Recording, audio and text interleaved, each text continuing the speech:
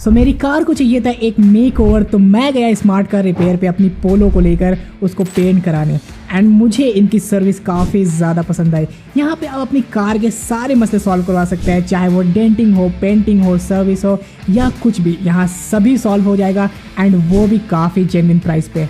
अब मैंने अपने पोलो को दिया था पेंटिंग के लिए एंड इनके एक्सपर्ट ने जो काम किया है, ओ माय गॉड, वो लाजवाब है। एंड द बेस्ट पार्ट इसकी ये लोग काम जो है वो काफ़ी ज़्यादा अच्छा एंड काफ़ी ज़्यादा फास्ट करते हैं। सो अगर आपको अर्जेंट में कुछ काम करवाना है अपनी कार के लिए, सो वो भी ईजिली यहाँ पे हो जाएगा।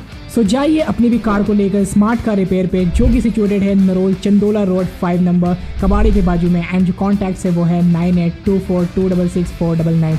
एंड आप भी दीजिए अपनी कार को एक न्यू मेकओवर।